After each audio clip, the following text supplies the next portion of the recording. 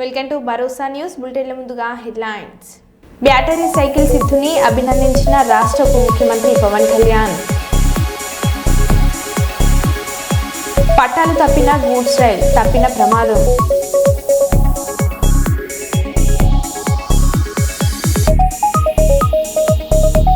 నిర్మల్ జిల్లా తానూరు మండల కేంద్రంలోని హంగిర్గ సొసైటీలో యూరియా కోసం చెప్పులను క్యూ లైన్లో పెట్టిన రైతుల అవస్థలు. ఉప్పల్ రాజీవ్ గాంధీ అంతర్జాతీయ క్రికెట్ స్టేడియం వద్ద డివైఎఫ్ఐ ఆధ్వర్యంలో ఆందోళన.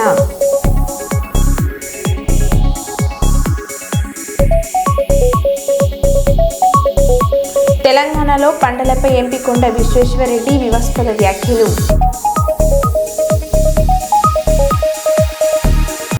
ఇక వివరాల్లోకి వెళ్తే పత్తికొండ నియోజకవర్గంలోని జొన్నగిరి రవి విద్యానికేతన్లో పేరెంట్స్ అండ్ టీచర్స్ కార్యక్రమంలో తుగ్గలి తెలుగు యువత ప్రెసిడెంట్ సత్యప్రకాష్ పాల్గొని మాట్లాడారు. ప్రభుత్వం చేపడుతున్న పథకాలను వివరించడం జరిగింది.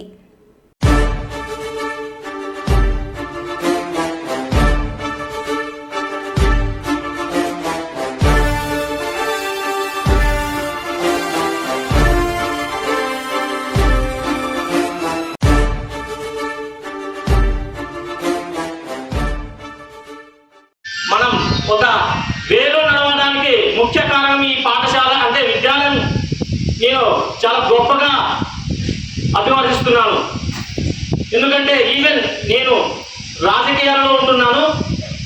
నాకు రాజకీయ గురువు మా పత్తికొండ ఎమ్మెల్యే కె శ్యామ్ కుమార్ గారు. ఎందుకంటే ఆయన నుంచి నేను గొప్ప విషయాన్ని నేర్చుకుంటున్నాను. ఆయన ఎంతో ఓపిక నేర్పిస్తున్నాను నాకు. నేను ఎంటర్ అయినప్పటి నుంచి నా తొందరపాటు, నా అతివేగం అంటే తొందరగా కావాలని నేను చేయడం పట్ల ఆయన నన్ను మందలించి ఒక విషయం నేర్చుకోవాలి, నువ్వు ఎప్పటికీ తొందరగా వెళ్ళేది అతి తొందరగానే నాశనం అవుతుంది. ఓపిక ఉండి మనం రాజకీయ సమాజం పట్ల ముందుకెళ్ళాలి తప్ప తొందరలోనే నాశనం అవుతాము అని నేను ఈవెన్ ప్రతి దాంట్లో గురువు ఉంటాడు, ప్రతి విషయంలో గురువు ఉంటాడు. అందువల్ల ఈ సమావేశానికి వచ్చినటువంటి తల్లిదండ్రులకు ఒక ముఖ్య విజ్ఞప్తి చెప్తున్నాను. గురువులు ఎంతవరకు ఇక్కడికి మీరు గురువుల చేత మీ పిల్లల్ని చక్కదిద్దాలనుకుంటున్నారో మీరు కూడా ఇంటికి వెళ్ళిన తర్వాత మీ పిల్లల పట్ల అవగాహన అంటే ఏం చదువుతున్నాడు, ఏమి ఎక్కడున్నాడు, ఎలా చేస్తున్నాడు అని మీరు కూడా కొంచెం శ్రద్ధ తీసుకుంటే మన పిల్లలు ముందుకెళ్ళడానికి, మన పిల్లల సమాజంలో ఒక ఉన్నత శిఖరాలను అవరోధించడానికి మనం కూడా తోడ్పడతాం. అందువల్ల ఈ సమావేశానికి వచ్చినటువంటి అందరికీ ప్రత్యేకంగా మేనేజ్మెంట్ వారికి నా హృదయపూర్వక నమస్కారాలు తెలుపుకుంటూ సెలవు తీసుకుంటున్నాను. వరంగల్ పోలీస్ కమిషనరేట్ పరిధిలో రోజురోజుకి పెరిగిపోతున్న ట్రాఫిక్ సమస్యలపై హన్మకొండ ట్రాఫిక్ సిఐతో సీతారెడ్డితో మా ప్రతినిధి face to face. Warangal commissionerate పరిధిలో వాహనదారులపై కొరడా చూపిస్తున్నారు పోలీసులు. ఒకవైపు సైలెన్సర్లు మార్చున్న నేపథ్యంలో వారిపై కఠిన నిర్ణయాలు తీసుకొని వారిపై కేసులు పెట్టడానికి సైతం కూడా వరంగల్ పోలీసులు సిద్ధమయ్యారు. ఇప్పుడు మనం హన్మకొండ పరిధిలోని ట్రాఫిక్ సిఐ దగ్గర ఉన్నాం. వాహనదారులకు ఏ విధమైన సలహాలు సూచనలు ఇస్తున్నారు, ఏ విధంగా వాళ్ళు వాహనదారులు లైసెన్స్ కానీ హెల్మెట్ కానీ వాటిపై అవగాహన సదస్సులు నిర్వహిస్తూ వరంగల్ ప్రజలకు ట్రాఫిక్ సంబంధించిన రూల్స్ మీద చాలా అవగాహన కార్యక్రమాలు కూడా చేశారు. ఇప్పుడు మనం సిఐ గారితో మాట్లాడదాం. సార్ చెప్పండి, మీరు ఇక్కడ ఉన్న ట్రాఫిక్ అంటే వాహనదారులకు ముఖ్యంగా ఈ సైలెన్సర్ల మీద ఏ విధమైన అవగాహన చెప్తున్నారు, ఈరోజు తీసుకున్న నిర్ణయంతో వాళ్ళలో ఏమైనా మార్పు వచ్చింది? ముఖ్యంగా వరంగల్ ట్రై సిటీ తీసుకుంటే కనుక మనకి ఇది రూరల్ బ్యాక్గ్రౌండ్. అంటే కరీంనగర్ మన వరంగల్లో ఉన్న 3 కాజీపేట, వరంగల్, హన్మకొండ ఈ 3 పట్టణాలకు కూడా రూరల్ నుంచి ఎక్కువ మంది పబ్లిక్ ఫ్లోటింగ్ వస్తుంటుంది. ఆ విధంగా మనకి చాలా ట్రాఫిక్ పెరిగిపోతుంది. అంటే మైగ్రేషన్ అనేది ఎక్కువ అవుతుంది సిటీకి. సో దీంట్లో భాగంగా న్యాచురల్గానే మనకి ట్రాఫిక్ కూడా పెరిగింది, వాహనాలు పెరిగినాయి. సేమ్ టైం ఏమైందంటే పబ్లిక్ దగ్గర అవగాహన శక్తి తక్కువ ఉంటుంది. అంటే వాహనాలు ఏ విధంగా నడపాలి, ఏ కండిషన్లో నడపాలి, వాటికి కావాల్సిన పత్రాలు ఏంటి, మనం వాహనాలు నడిపేట మనం తీసుకునే జాగ్రత్త అంటే మనం తీసుకునే జాగ్రత్తలో మనకి జాగ్రత్త ఏంటి, ఇతరులకు ఏ విధంగా జాగ్రత్త పడదని ఆలోచన లేకుండా వెహికల్స్ నడుపుతున్నారు. దీనిలో భాగంగా కొన్ని మేము అవగాహన కార్యక్రమాలను చేయడం జరిగింది. అంటే ముఖ్యంగా ఆటో డ్రైవర్స్కి, ట్రక్ డ్రైవర్స్కి అండ్ స్కూల్ పిల్లలకి, ఎస్పెషల్లీ కాలేజ్ పిల్లలకి, ఎవరైతే యూత్ ఈ హై స్పీడ్ వెహికల్స్ వచ్చిన తర్వాత ఎవరైతే వాహనాలను వేగంగా నడుపుతూ పోతున్నారో అంటే ఏ సెక్టర్కి అవసరమో ఆ సెక్టార్ని మేము ఎంచుకొని కౌన్సిలింగ్ కార్యక్రమాలు, అవేర్నెస్ ప్రోగ్రామ్స్ చేయడం జరుగుతుంది. దాంట్లో భాగంగానే కొన్ని కాలేజీకి వెళ్ళడం జరిగింది. అదేవిధంగా ఈరోజు ఒక ట్రై సిటీలో ఉన్న 311 సైలెన్సర్లు మేము ఏవైతే రిమూవ్ చేసిన రాయల్ ఎన్ఫీల్డ్ సంబంధించిన శబ్దం కాలుష్యం చేస్తూ బయట వాహనాల దారులను దీనికే పెద్ద తెలివితేటలు, బలము తెలివితేటలు ఏమో, చిన్న కామన్ సెన్స్. మనం ఈ వాహనాన్ని నడిపేటప్పుడు ఎటువంటి జాగ్రత్తలు తీసుకోవాలి, మన వాహనం ఇక్కడ పార్క్ చేయడం వల్ల ఇతరులకు ఏమైనా ఇబ్బంది అవుతుందా, దీంతో ఏమైనా ఇంపార్టెంట్ వెహికల్స్ పోవాల్సి వస్తే మనం అబ్స్ట్రక్షన్ కలిగిస్తున్నాం. జస్ట్ ఆ చిన్న కామన్ సెన్స్ని ఉపయోగిస్తే అందరూ సకాలంలో ఇంటికి చేరుకుంటూ, రాబోయేది అసలే వర్షాకాలం కాబట్టి వాహనాలు కూడా అన్ని కండిషన్లో పెట్టుకోవాలి. వాహనాల మీద, రోడ్ల మీద ఎక్కడైనా గుంతలు కనుకుంటే ఆ గుంతలు కనుక నీళ్లతో నిండి ఉంటే కనపడవు కాబట్టి వాటిని జాగ్రత్తగా అబ్జర్వ్ చేస్తూ వాహనాలు నడపాలి. ముఖ్యంగా ఆ రాత్రి సమయాల్లో నడిపేటప్పుడు చాలా జాగ్రత్తగా నడపాలి. అలాగే మా దృష్టికి వచ్చిన ఇంకో అంశం ఏంటంటే, ముఖ్యంగా మైనర్లు చాలామంది ఇక్కడ వెహికల్స్ నడుపుతున్నారు. దయచేసి పిల్లలకి, పేరెంట్స్ చెప్తున్నాం మేము, మైనర్లకు ఎట్టి పరిస్థితుల్లో కూడా 18 ఇయర్స్ కంప్లీట్ కానీ పిల్లలకి వాహనం ఇవ్వద్దు. వాహనం ఇచ్చేటప్పుడు వాళ్ళకి లెర్నింగ్ లైసెన్స్ తీయించి మాత్రమే వాళ్ళకి వాహనం ఇవ్వాలని చెప్తున్నాం. అదేవిధంగా పబ్లిక్ సేఫ్టీ కోసం కొన్ని ప్రికాషన్స్, కొన్ని సేఫ్టీ మెజర్స్ కూడా తీసుకోవడం జరిగింది. మేము సిపిఓ జంక్షన్ నుంచి మర్కజ్ జంక్షన్ వరకు రోడ్ ఎక్కడంటే అక్కడ ఇటు నుంచి అటు నుంచి ఇటు ఫ్లై అవుతున్నారు కాబట్టి పబ్లిక్ వాళ్ళు అటు ఇటు క్రిస్ క్రాస్ కాకుండా రోడ్డు ఏదైతే డివైడర్ హైట్ తక్కువ ఉందో దాన్ని పెంచడం కోసం మేము ఏం చేసినంటే పాతయి మూలబడేసి పక్కన ఉన్న బ్యారికేడ్స్ని తీసుకుని వాటిని ఒక ఇన్స్ట్రుమెంట్ లాగా తయారు చేయించి సేఫ్టీ మెజర్ కోసం వాటిని పెట్టడం జరిగింది. దాంతో అక్కడ ఎక్కడ కూడా రోడ్డు ప్రమాదాలు జరిగింది. ఇంతవరకు సింగిల్ 2024 అక్టోబర్ 9 మేము ఛార్జ్ తీసుకున్న కానీ ఈ రోజు వరకు ఆ రోడ్లో ఇంతవరకు సింగిల్ యాక్సిడెంట్ కూడా కాలేదు. ఇప్పుడు చాలా సందర్భాల్లో కూడా మనం సైలెన్సర్లను అంటే రిమూవ్ చేయడము, వాటిని చేయడం జరిగింది. మీరు అప్పుడు కూడా మెకానిక్లకు కూడా మీరు ఒక పిలిపివ్వడం, వార్నింగ్ కూడా ఇవ్వండి. అయినా కూడా రోజుకు మరీ సైలెన్స్ పెరిగిపోతున్నాం. ఈసారి మళ్ళీ సైలెన్స్ దొరికితే ఏ విధంగా కఠిన చర్యలు ఉంటాయి? అయితే సైలెన్సర్ కూడా మనం మొదటిసారి ఫైన్ ఇంపోజ్ చేయొచ్చు, రెండోసారి మూడోసారి పట్టుబడితే వారిని జైలుకు పంపే అవకాశం కూడా ఉంది. దాంట్లో మనకి చట్టంలో ఆ ప్రొవిజన్ కూడా ఉంది. ఇప్పుడు రిపీటెడ్ అఫెండర్స్ని ఆల్రెడీ మేము నోట్ చేసుకుంటున్నాం. ఎవరైతే రిపీటెడ్ దొరుకుతారో వాళ్ళని ఖచ్చితంగా కౌన్సిలింగ్ తర్వాత కోర్టు పంపిస్తాం. కోర్టు నుంచి వాళ్ళకి తగిన శిక్ష పడే విధంగా తప్పనిసరిగా చూస్తాం. అలాగే మెకానికల్ కూడా ఎవరైతే ఈ వాహనాలకు సంబంధించిన సైలెన్సర్ని మాడిఫై చేసి కొత్త తెప్పించి ఆన్లైన్లో దొరుకుతున్నాయి, లేదా వాళ్ళు తెప్పించి కూడా వాళ్ళు మాడిఫై చేస్తున్నట్టు మా దృష్టికి వచ్చింది. వాళ్ళ మీద కూడా ఫోకస్ పెట్టడం, రెడ్ హ్యాండెడ్గా పట్టుకోవడానికి మా డెకాయ్ పార్టీని కూడా పెట్టడం జరిగింది. వాళ్ళు ఖచ్చితంగా మఫ్టీలో ఉంటారు. డెకాయ్ ఆపరేషన్ చేసి ఇమ్మీడియట్గా రెడ్ హ్యాండెడ్గా పట్టుకోవడానికి కూడా మేము ప్లాన్ చేసుకున్నాం. ఇంతకుముందు అవేర్నెస్ ప్రోగ్రామ్ కోసం మీరు చాలా అడ్వర్టైజ్మెంట్ చేసేవారు. ఇప్పుడు కూడా స్కూల్స్లో కానీ కాలేజీలలో కానీ ఇలాంటి అవేర్నెస్ ప్రోగ్రాంలు కండక్ట్ చేసి వాళ్ళ పేరెంట్స్కు, పిల్లలకు ఏమైనా ఇప్పటికెళ్ళి చేస్తున్నారు? తప్పకుండా ఇది చేయాల్సిన అంశం. ఎందుకంటే మనకి రోడ్ సేఫ్టీ ఎడ్యుకేషన్ అనేది చిన్ననాటి నుంచే రావాలి. మనకి యాక్చువల్ 3rd క్లాస్ నుంచే రోడ్ సేఫ్టీ ఎడ్యుకేషన్ అనేది ఒక పార్ట్ ఉంటుంది మనకి. సో ఇది చిన్ననాటి నుంచే రావాలి కాబట్టి మేము చిన్న స్కూలా, పెద్ద స్కూలా, హై స్కూలా, కాలేజ్ అని కాకుండా ప్రైమరీ స్కూల్ దగ్గర నుంచి మొదలు పెడితే అప్ టు ఇంజనీరింగ్ కాలేజ్ వరకు కూడా వెళ్తున్నాం. ఖచ్చితంగా వాళ్ళని అవేర్ చేస్తాం, ప్రోగ్రామ్స్ పెడతాం. కాలేజీలో, స్కూల్లో స్టార్ట్ అయినాయి. ఖచ్చితంగా మేము మంత్లీ 2 నుంచి 3 ప్రోగ్రామ్స్ కంపల్సరీగా పెడితే అవేర్నెస్ తీసుకురావడం ప్రయత్నం చేస్తాం తప్పనిసరిగా. ఇది హన్మకొండ పోలీస్ చెప్తున్నారు. ఎప్పుడైతే మెకానిక్లు కానీ, విద్యార్థులు కానీ, వాళ్ళ తల్లిదండ్రులకు కూడా ఈ విషయాన్ని తెలియజేయపరిచినందుకు కూడా వాళ్ళు మేము అడ్వర్టైజ్ రూపంలో కూడా వాళ్ళకు. ఆంధ్రప్రదేశ్ ప్రభుత్వ వాహన డ్రైవర్ల సంఘం కర్నూలు జిల్లా అధ్యక్షులు వై నాగేశ్వరరావుపై ఆరోపణలు రావడంతో, అదేవిధంగా తాను 3 సంవత్సరాల కాల పరిమితి కావడంతో కర్నూలు జిల్లా డ్రైవర్ల సంఘం అసోసియేషన్ అధ్యక్షులుగా ఉన్న వై నాగేశ్వరరావును పదవి నుండి తొలగించడం జరిగిందని ఏపీ ప్రభుత్వ వాహన డ్రైవర్ల సంఘం రాష్ట్ర అధ్యక్షులు శ్రీనివాస్ తెలిపారు.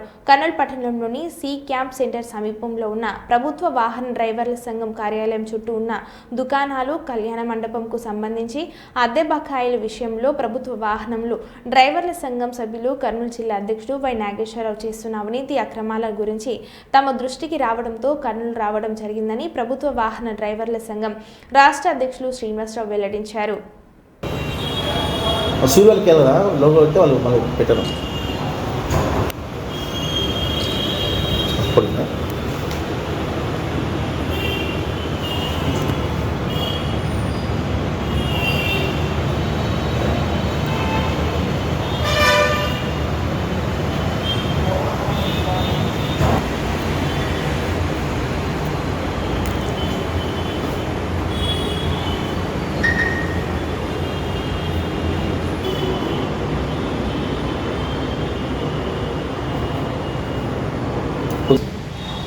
నా పేరు సంసాని శ్రీనివాసరావు, రాష్ట్ర అధ్యక్షుడు AP government vehicle driver central association నుంచి ఈరోజు కర్నూలు జిల్లా రావడం జరిగింది.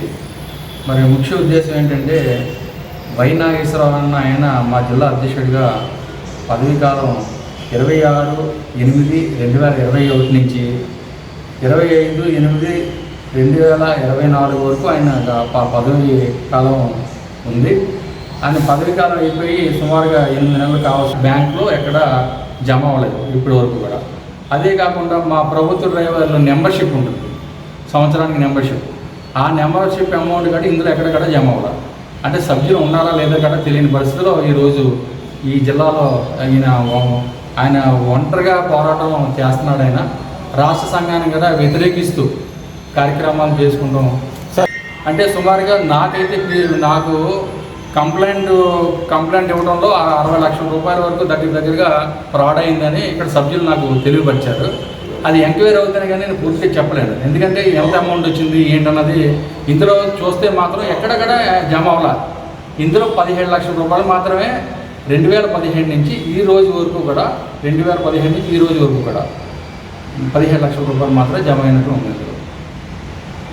ఇందులో కూడా ఒక 49,000 రూపాయలు బ్యాంక్. యాక్చువల్గా అది అగ్రిమెంట్లు చూస్తే కానీ మనం చెప్పలేము సార్ ఇప్పుడు, ఎందుకంటే ఇందులో అమౌంట్స్ పూర్తిగా పడితే మనకు తెలిసేది, పూర్తిగా పడలేదు కాబట్టి అగ్రిమెంట్లు చూస్తే ఆ అగ్రిమెంట్లు కూడా షాప్ అగ్రిమెంట్లు కూడా మాకు ఈ రోజు వరకు కూడా ఇంటిమేషన్ లేదు. అంటే నోటీసులు ఇవ్వడం జరిగింది సార్, 3 నోటీసులు ఇవ్వడం జరిగింది. 3 నోటీసులు కూడా రిప్లై అని ఏమి ఇచ్చారంటే ఒక 3 నెలలు నాకు టైం కావాలని అడిగారు. ఆ 3 నెలల టైంలో మేము ఆల్రెడీ ఓకే దానికి 3 నెలలు మేము ఇవ్వాల్సిన బాధ్యత మాకు ఉంది కాబట్టి 3 నెలలు ఇచ్చాం.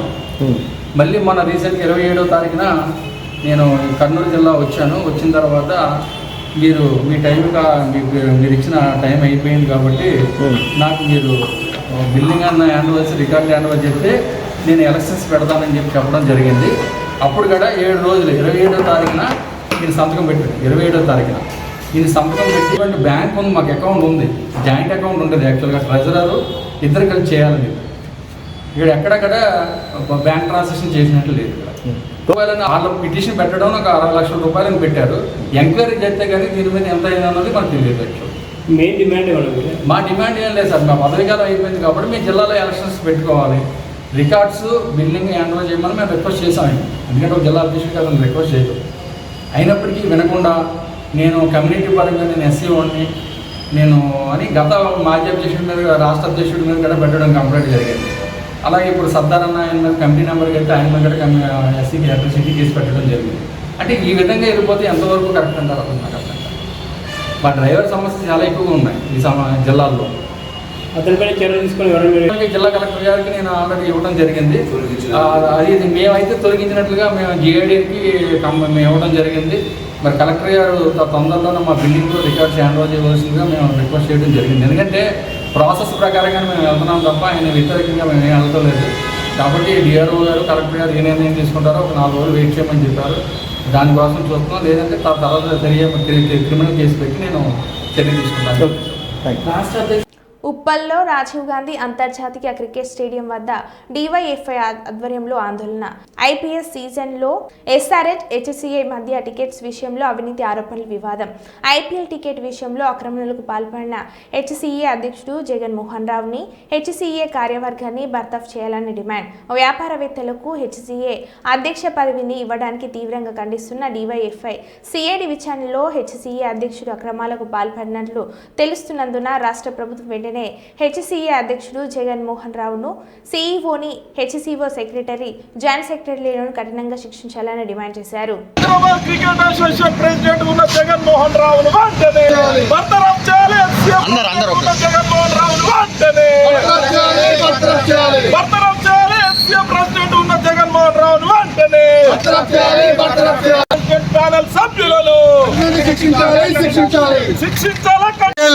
మ్యాచ్లు జరిగేటప్పుడు ఇలాంటి కుంభకోణాలు జరిగినప్పుడు దేశవ్యాప్తంగా చర్చనీయాంశం జరుగుతుంది. హైదరాబాద్ పరుగు తీస్తున్నారని చెప్పేసి ఈ రోజు డివైఎఫ్ఐగా చెప్తుంది. జగన్మోహన్ రావు ఒక పెద్ద వ్యాపారవేత్త, ఆయన స్కూల్స్ ఉన్నాయి, అలాగే చాలా బిజినెస్ ఉన్నాయి. అలాంటి వ్యక్తిని ఎట్లా ప్రెసిడెంట్గా పెడతారని చెప్పేసి ఈరోజు డివైఎఫ్ఐగా ప్రశ్నిస్తున్నాం. అలాగే రాష్ట్ర ప్రభుత్వము, అలాగే ఇక్కడ ఉన్నటువంటి బోర్డు సభ్యులను కూడా తక్షణమే ప్రక్షాళన చేయాలి.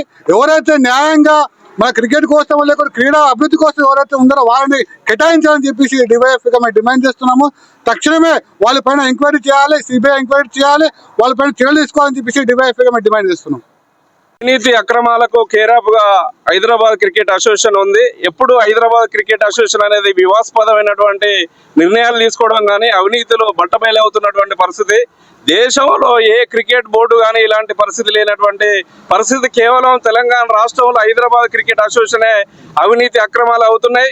వరుసగా జరుగుతుంటే కూడా ప్రభుత్వం దున్నపోతు మీద వర్షం కురిస్తే ఏ రకంగా వ్యవహరిస్తుందో పాలక వర్గాలు కూడా అదే రకంగా వ్యవహరిస్తుంది.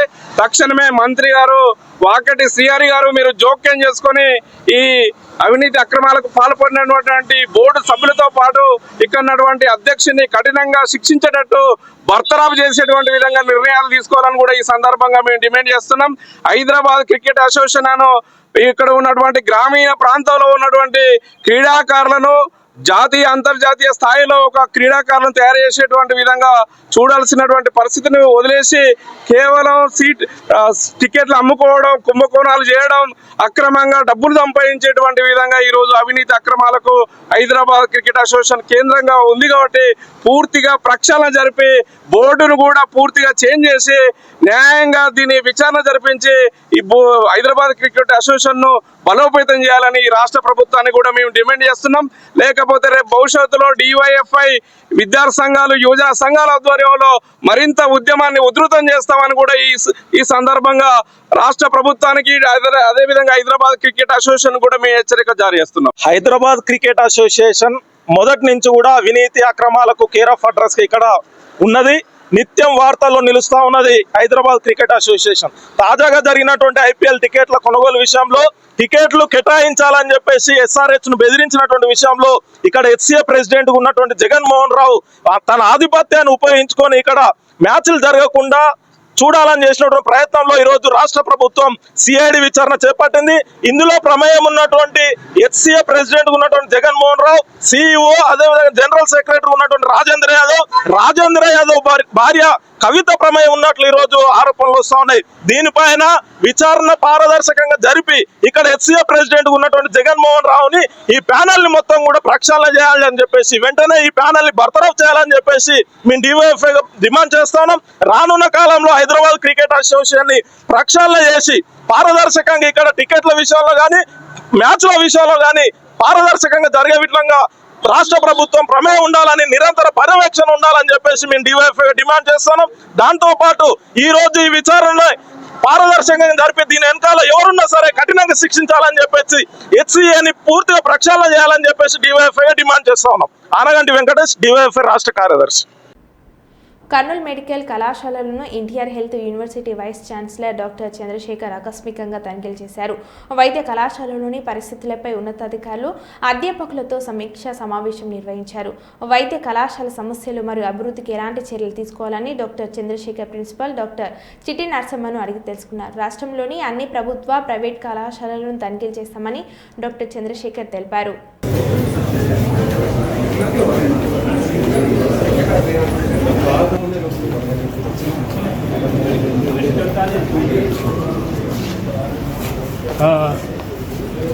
తమిళ కొంచెం ఓకే సార్.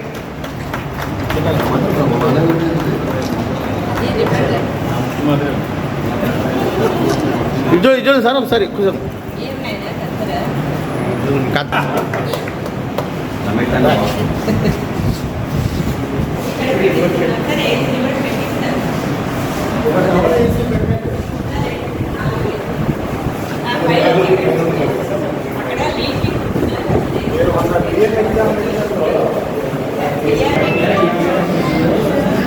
కొంచెం తెలికమ్మా సార్ కొంచెం సుమన్ సార్ కొంచెం ముందు కానీ బాగుంది సార్ ఒకసారి చూడండి సార్ ఇట్లా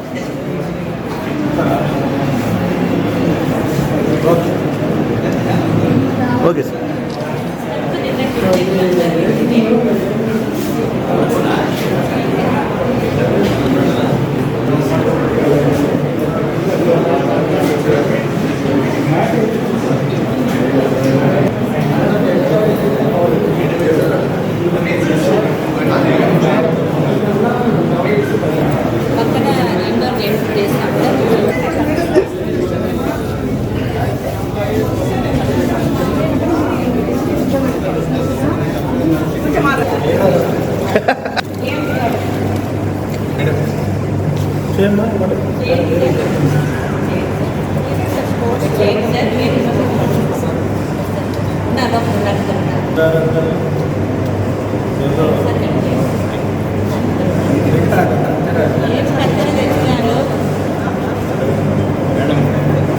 ఫోటో కోసం అన్నట్టుగానే ఉంది ఏం సమస్య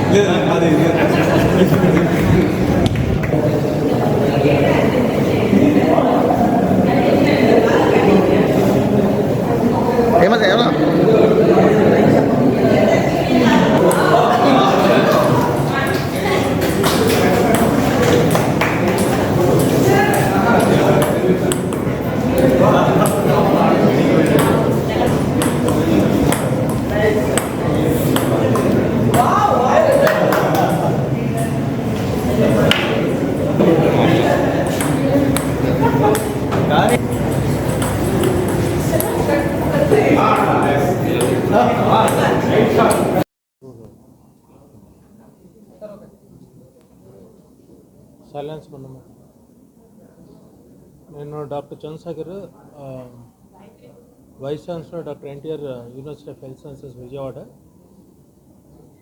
ఈ రోజున నేను academic DME doctor Raghunandan first time medical కాలేజ్కి విజిట్ చేయడం జరిగింది, official visit.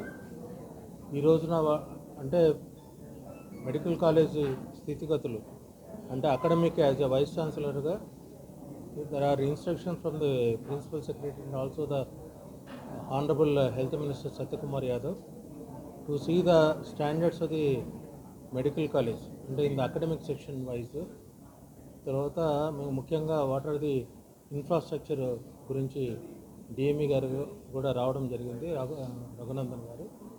So we wanted to review ఈ రోజున ముఖ్యంగా మెడికల్ కాలేజీలో staff pattern, attendance pattern, discipline, స్టూడెంట్స్కి ఉండే స్టాండర్డ్స్, వారి కరికులం అవన్నీ కరెక్ట్గా ఇంప్రూవ్ అవుతుందా లేదా చూడడానికి, తర్వాత ల్యాబ్ ఫెసిలిటీస్ కానీ, తర్వాత వాళ్ళకు సంబంధించిన క్లినికల్ ఫెసిలిటీస్ కానీ అన్నీ కరెక్ట్గా ఉన్నాయా లేదా చూడడానికి, ఒకవేళ లేకపోతే దాని ఖాళీలను ఎలా మనం భర్తీ చేయాలి, ఎలా మనం ఇంప్రూవ్ చేయాలి, ఆ విషయాలన్నీ ఆలోచన చేయడానికి వీసీ గారు హెల్ప్ తీసుకుని వారి ఆధ్వర్యంలో ఒక ఇన్స్పెక్షన్ కండక్ట్ చేయడానికి ఇక్కడికి రావడం జరిగింది. సో ఐ థింక్ సార్ ఇది ఫస్ట్ ఇనిషియేటివ్గా మొదట కర్నూలు మెడికల్ కాలేజీనే సెలెక్ట్ చేసుకున్నారు, బికాజ్ ఆయన ఇక్కడి నుంచి వచ్చారు కాబట్టి.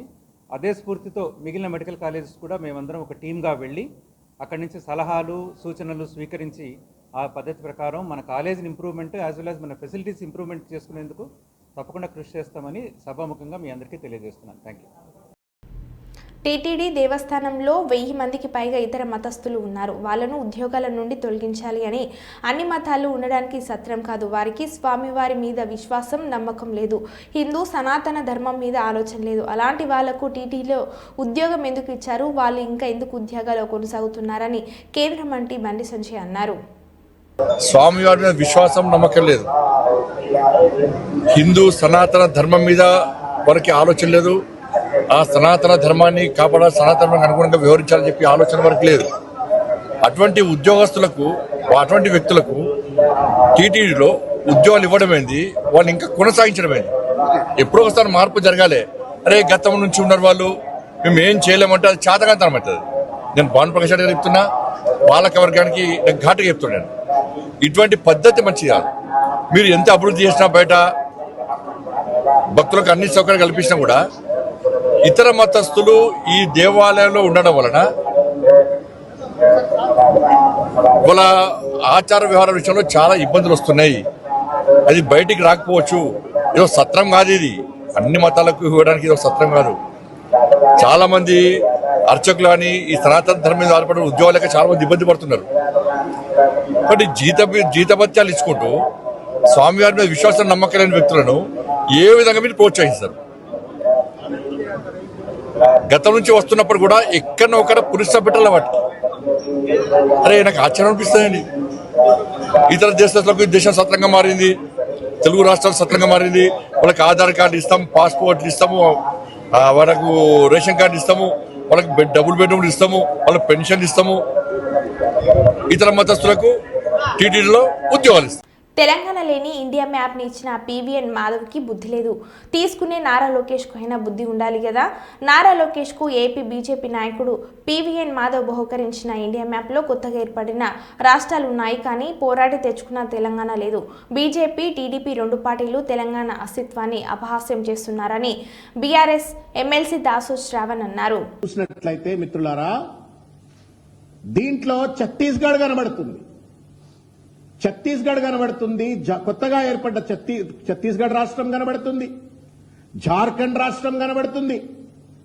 కానీ 70 సంవత్సరాల పాటు నిరంతర పోరాటాల తర్వాత, త్యాగాల తర్వాత, ప్రజాస్వామిక ఉద్యమం తర్వాత, రాజ్యాంగ నిబద్ధతతో తెలంగాణ రాష్ట్రాన్ని మనం సాకారం చేసుకుంటే ఘనమైనటువంటి ఒక సాంస్కృతిక చరిత్ర కలిగినటువంటి, ప్రత్యేకమైనటువంటి ఒక తెలంగాణ చరిత్ర కలిగినటువంటి తెలంగాణ పటం మాత్రం ఈ మ్యాప్ లో కనబడతలేదు.